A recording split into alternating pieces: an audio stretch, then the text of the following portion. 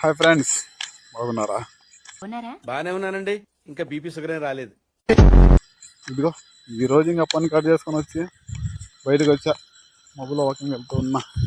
ఒకటే కాదులే, మా ఫ్రెండ్ గాడు అయితే ఒక 10 నిమిషాల ముందు వెళ్ళిపోయాడు.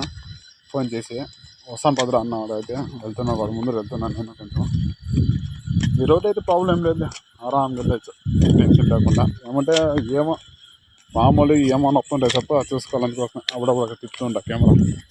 సరేనా? ఇంకా చాలా బాధ అయిపోయింది నాకైతే. ఇలాంటి సమస్య వస్తుందని అనుకునే లేదు. అరే పెద్ద సమస్య వచ్చి పడిందే, ఇప్పుడు ఏం చేద్దాం? ఏం చేద్దాం, అప్పుడప్పుడు జరిగేటవన్నీ జరుగుతుంటాయి కదా. పొగలంతా పనిచేసి బయటకు వచ్చి ఇక అవన్నీ తీసిన పొగలంతా వీడియోలతో ఎడిట్ చేసుకొని ఫ్రెండ్స్ అంతా వచ్చి మా బ్యాచ్ అంతా బాగా చేస్తున్నాను నా వీడియోలు అని చెప్పుకుంటే బాగా హ్యాపీగా ఉండేది.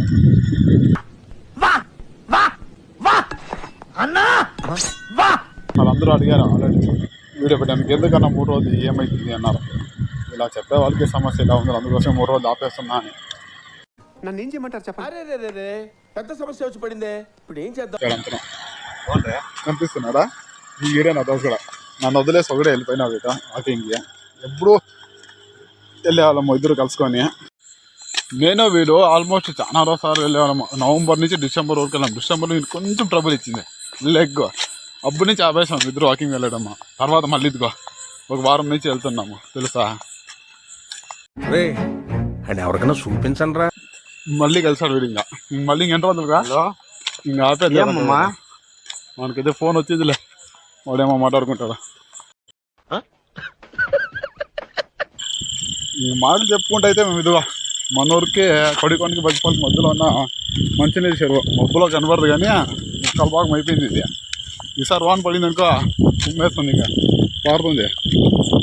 కనబడదులే మబ్బులో మనకి కెమెరా అంత క్లారిటీ లేదు. ఇక ముసలే చీకటి ఇక. సరేనా?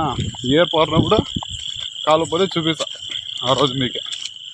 ఇంక ఉంటాం మళ్ళా, రేపు చూద్దాం. మొన్న అవుతుందేమో తీసేది పని వీడియో. ఓకే బాయ్, ఉంటా. ఇదేంటైతే